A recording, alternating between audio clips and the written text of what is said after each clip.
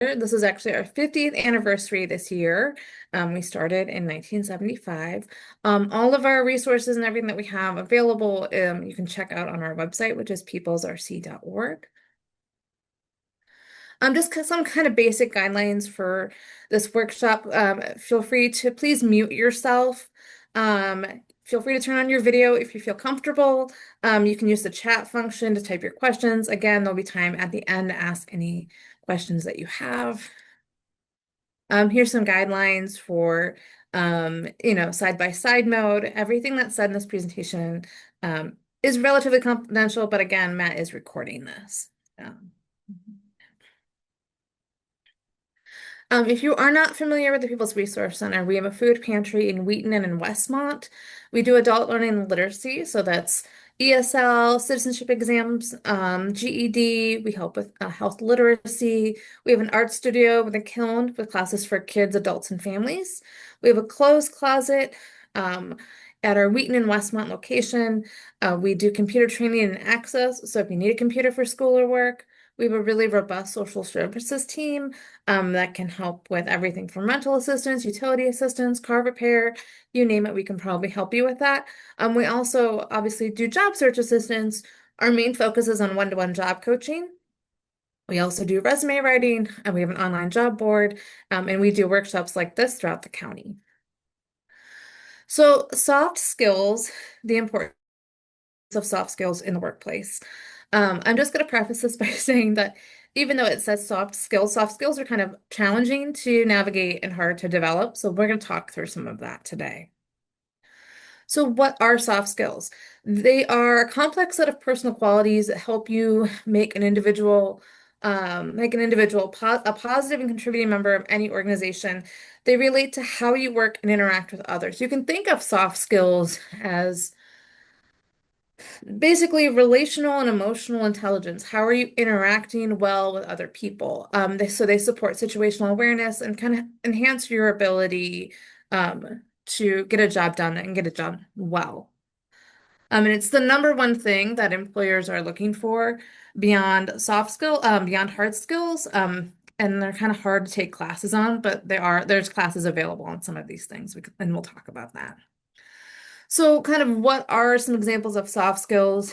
Um, Personality, attitude, teamwork, collaboration, adaptability. I was just in a meeting with some employers, and they said kind of adaptability and emotional regulation are kind of the two things they're really looking for um, in an employee. And adaptability is the ability to learn, the ability to be positive. Problem solving is a good soft skills. Attention to details, manners, which can seem kind of old school and maybe self-evident, are important. Things like being polite, engaging well with vendors and customers, empathy, listening. Just kind of the skills that feel a little squishy are usually the skills that employers are really looking for in an employee. So why are soft skills important? They foster connections, they build relationships between people. So it helps to decrease interpersonal issues in the workplace. Soft skills tend to make or break somebody's job search in general, right? So, even within job searching, like things like networking, interacting and engaging with people and reaching out, those are all soft skills, and how you engage with people. So they increase the likelihood of you being hired, experiencing on-the-job success, and being promoted. They're often the reason employers decide whether to hire, keep, or promote an employee. Sometimes it can be framed in a general term around like likability. People don't really know what that means. If somebody says, "Oh, I liked them," they might like what they say when they say that. They might really like somebody's soft skills that they demonstrated in the interview. They're not necessarily, um, if they're not polished, they can limit your chances of a successful career, but they are transferable to other jobs and work environments. There's not a job on the planet that you're not going to need some level of soft skills to engage with your coworkers, your boss, outside vendors, you name it. They help you gain visibility. And like again, they tend to be a determinant factor in the hiring process for many organizations. even if they wouldn't come out and just say, well, it's the soft skills that you had in X, Y, and Z. But that's sometimes where like behavioral interview questions come out. They're trying to gauge your soft skills, right? How do you problem solve? How do you deal with conflict? All of those things are soft skills. So which ones are managers looking for? In general, most of them, if not all of them, but I would say usually it's around communication, professional communication, flexibility and adaptability. That one comes up a lot, right? Are you flexible? Can you demonstrate that you learn, that you're engaged? Another one that people are generally looking for, curiosity, right? Are you curious? Do you want to know how to solve a problem? Are you curious about the organization? Are you dependable? Do you show up to work on time? If somebody asks you to do something, do you get it done? How do you interact with your coworkers? How do you solve problems? How do you manage your time? How do you prioritize tasks? Are you empathetic?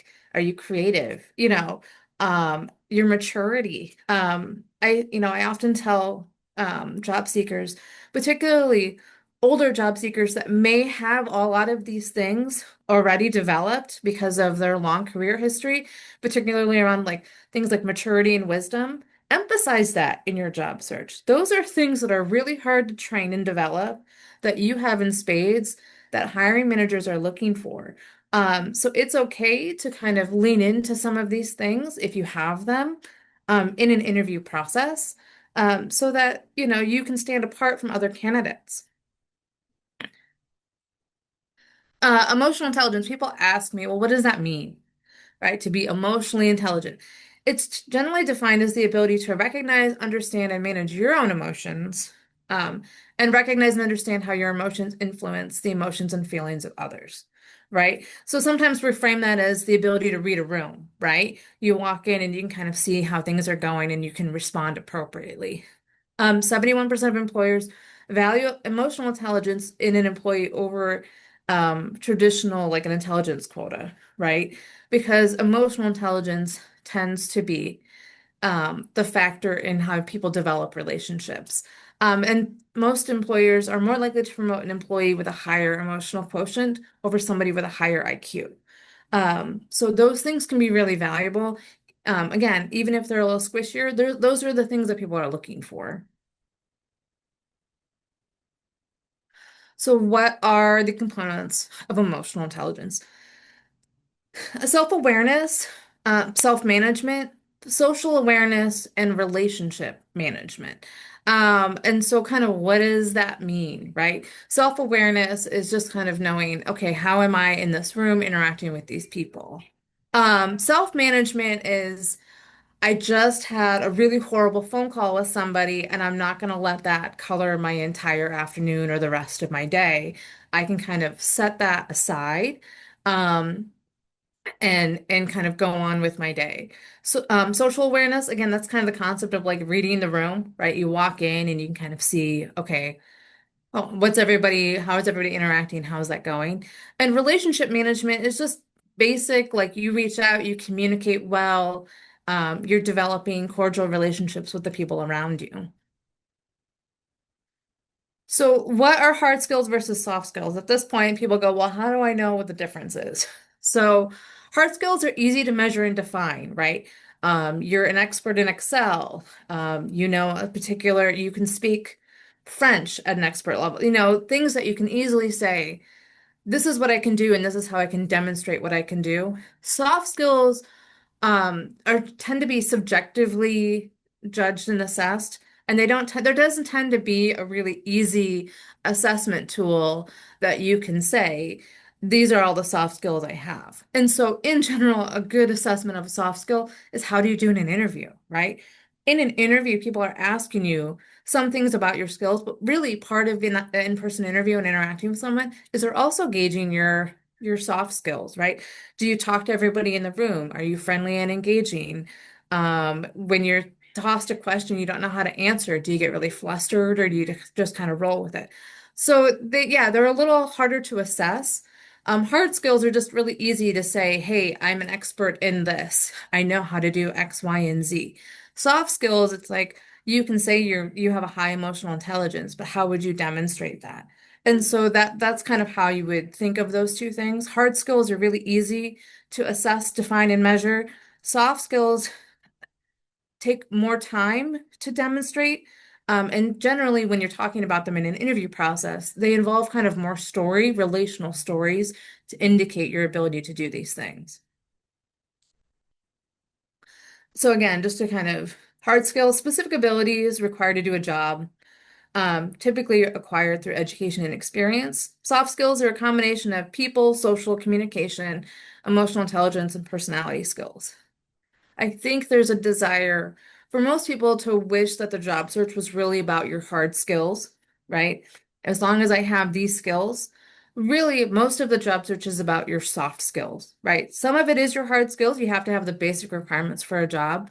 Um, but hard skills are easier to teach than soft skills. So a good employer is generally looking for somebody that maybe they have the basic requirements for hard skills, but they have really strong soft skills, and we can teach you the additional hard skills you may not know. So you can also think of it in those words in that way. Again, don't underestimate soft skills. So 92% of talent professionals believe soft skills are just as important as hard skills, and 85% of job success comes from excellent soft skills and people skills. And that's why, there's that stat that rolls around like 85% of jobs are gotten through networking. That's 85% of jobs are acquired through, having great soft skills, people skills. So what can a lack of soft skills look like? Maybe you're always rushed or disorganized. Um, Maybe you talk too much. You can't really read the room and gauge the cue of when somebody's kind of checked out. You have a hard time reaching deadlines or kind of managing priorities. You may not have a great time kind of asking questions or like know what's going on. You kind of create divisiveness or disunity within a team.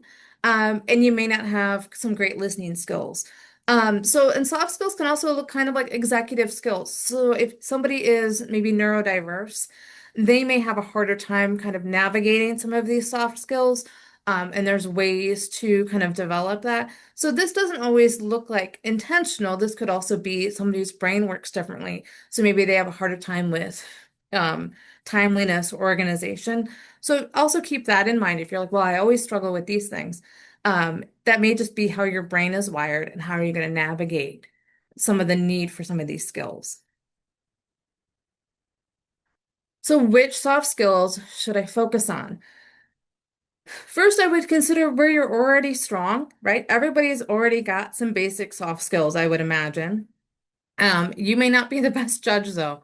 So I would ask for trusted friends, mentors, supervisors, coworkers, people you've worked with, kind of what am I good at when it comes to people or engaging in relationships within an organization? And compare your list of soft skills to the most needed for your career path, right? Not every career path is going to be needing the same type of soft skills. So you can do kind of a simple Google search to highlight soft skills that benefit a specific line of work. You can look at like ONET online, which is a great resource through the Department of Labor, and just kind of see which soft skills are most needed in the field that you're most interested in. And you can kind of gauge, okay, well, is that a skill I feel like I have? How would I demonstrate that? Is it a skill I don't feel like I have? Is that something that I'm interested in developing? If it's not, maybe you'd want to kind of move paths. Not every soft skill is needed in every position. So kind of own it online, which is a great, like I was talking about, is a great resource. You can kind of look at a soft skills custom list, of what soft skills are covered, an option, occupations with related skills. So you can kind of search in there really easily, and see, what positions align with the skills that I already have. How do you prove that you have soft skills? So letters of recommendation can be helpful. On LinkedIn, skills and endorsements can be really helpful. So if you're on LinkedIn and you have somebody else that can say, yep, they're great at leading a team, or they're great at problem solving, or She's one of the best communicators I know. Endorsements from other people can be really helpful in showcasing your soft skills, and that can be really helpful within LinkedIn. If you're not super familiar with LinkedIn, someone like myself or Matt can certainly help you figure out how to navigate some of that.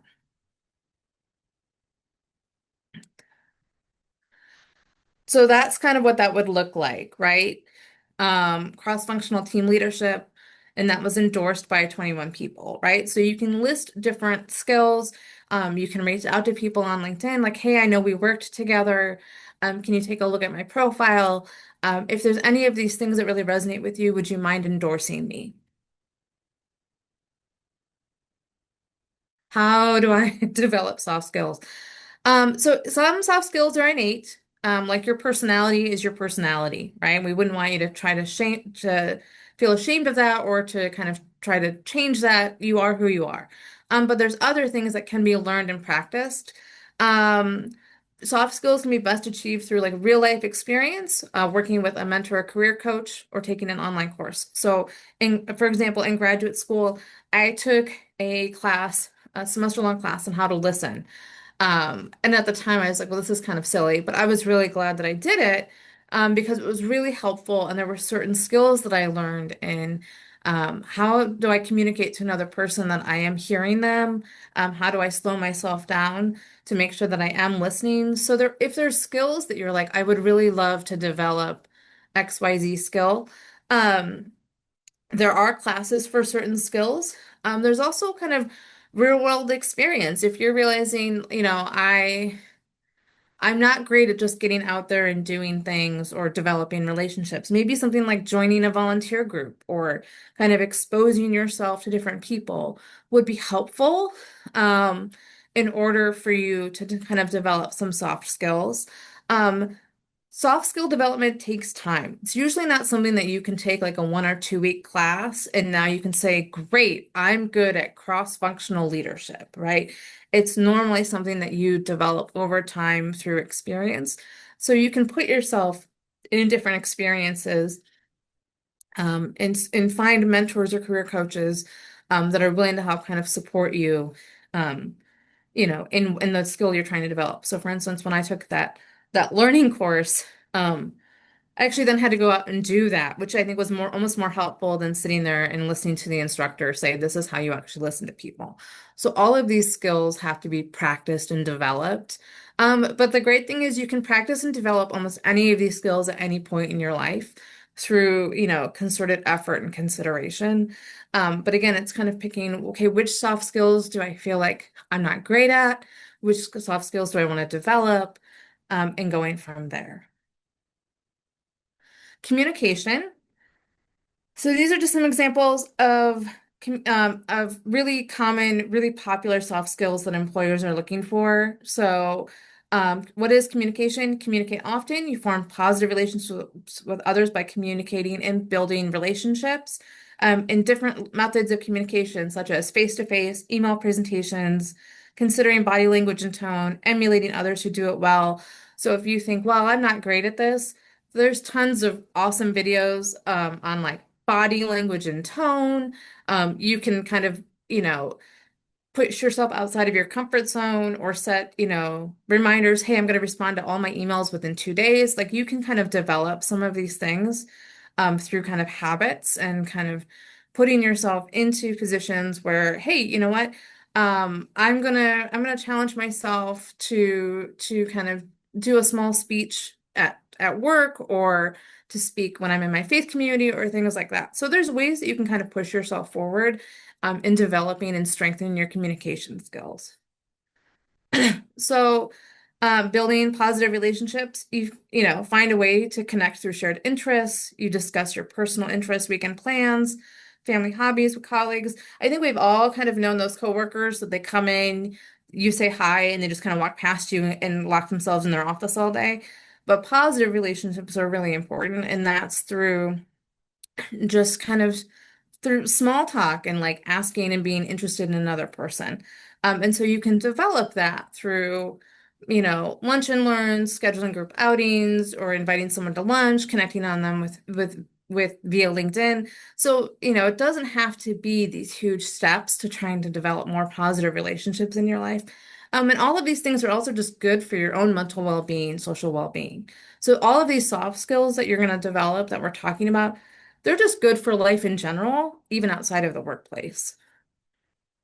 Adaptability, which is, I think, the number one trait that employers are looking for. And that, all of these can kind of work together, right? Stepping outside of your comfort zone, finding alternative solutions, acquiring new skills is a great way to become adaptable and to demonstrate to an employer that you are adaptable and that you are interested. I had a friend when she turned 60, she said, I want to go and study Russian. And I'm going to go to Russia to do that. And that's what she did. She went to Moscow to study Russian, and I was like very impressed. Which is an example, of adaptability, but also like pushing yourself outside of your comfort zone. Now, you may not want to go to Russia or learn Russian, but that's just one example of, okay, well, what is something that I can do that maybe I'd be a little uncomfortable with, but is going to help me do something I haven't done before? Um, you can assist in training new employees, you set small goals, keep an open mind. So a good example of someone who's not adaptable, would be someone, well, this is the way we've always done it. So this is the way we're always going to do it. That's not a great example of being adaptable. Adaptable might be, well, we've always done it this way. Why would, what do you think about changing it? Or what do you think would be better, right? Asking questions can be a great way to develop some adaptability. And I think setting perfectionism at the door, right? Perfectionism can make it very hard to be adaptable because there's a lot of fear, right? I don't want to make a mistake, right? I've been doing this, this has worked, right? But if you can kind of set perfectionism aside and go, you know what, I'm going to probably make a mistake, but that's okay. I'm going to learn something along the way, can be a great way in helping yourself move forward to being more adaptable. Leadership is another quality that people are looking for. And that can be seeking opportunities to lead a project or a group, either at work or maybe you volunteer somewhere, maybe you're involved in a faith community or something like that, and you decide, hey, you know what, they're always looking for someone to lead this project. Maybe I'll step forward and try, right? You can discuss, your interest in leadership with, a manager or, for yourself if you're not currently working, with, whatever your community is, and you can kind of develop a game plan of what that might look like for you. You can share ideas, ask for responsibility, consider, again, roles outside of work. Um, but I would say that the strongest aspect of being a leader is being a good listener. So, and that involves slowing down and really listening to what somebody is saying, and then kind of engaging them with that. So, if you're thinking, well, I want to kind of develop my leadership skills, all of these things are incremental. So, all of these developments, all of these soft skills, they're step by step. And you're probably going to develop some of these soft skills along with other soft skills because they tend to go hand in hand. um, Observation or like detail orientation. You pay close attention to your managers and coworkers, and you observe, interact, with others, how they complete their tasks, how they follow processes. Keep an open mind. A lot of people learn by watching. So PRC has interns, and sometimes the interns will go, "Hey, I saw that you did X, Y, and Z. Can you tell me more about that?" That's a great way to kind of develop skills, right? They're observing, they're trying to pay attention to what's going on. Be open to feedback, which can be hard, right? So be open to getting some constructive criticism and be willing to say, hey, what soft skills do you think I'm really good at? I think I'm a great listener. And maybe that's not someone else's experience of you. Maybe they might have some feedback for you, kind of being vulnerable enough to be open to what that is. But then coming up with a game plan of how are you going to use that criticism to kind of strengthen those areas that you want to develop. And you want to thank them for providing input, right? It's not easy for most people to hear criticism, and it's not easy for most people to give that, especially to someone that they care about or that they respect. So if you've asked somebody for feedback, even if they don't give you necessarily the feedback you were expecting, always be grateful. They might give you awesome feedback, but always kind of be grateful, and use that feedback to help you move forward. So how do you highlight soft skills on your resume? You can include them in the skill section, and so if you've got leadership skills, if you've done certain things, you can put them in your skill section. Are they skills that are unique to you? Can you support them with examples? So a good rule of thumb is I tell people, don't put anything on your resume that if someone asks you about it, you don't have a story to back that up, right? So if there's something on your resume and someone asks you something and you don't have a response, probably nix it from your resume. So an example recently, we interviewed somebody and they said they were excellent at improvising. And I thought, well, that's interesting. I've never seen that before as a skill. So I asked them for some follow-up on it, which they didn't have.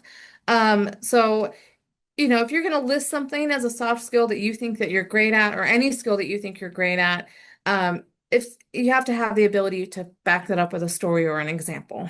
Um, you can incorporate soft skills into your work history and accomplishments, and you can include those in relevant skills in your cover letter. I think especially depending on what industry you're applying within, they could be really relevant.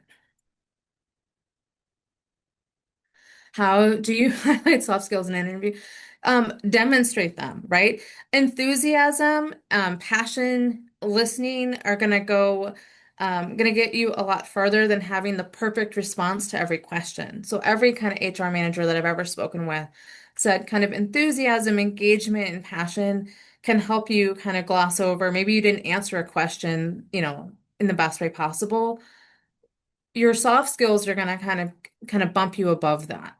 So you can use, the SAR interview response, situation, action, result. As I mentioned before, behavioral questions tend to be where they're trying to gauge what your soft skills are. So a good example would be, tell me about a time that you worked on a team, in collaboration, and you might say, as part of a cross-functional team, we identified $200,000 worth of savings by combing through old receivables. That's an example of soft skills, right? That's detail orientation, that's teamwork, that's in understanding the needs and values of the organization.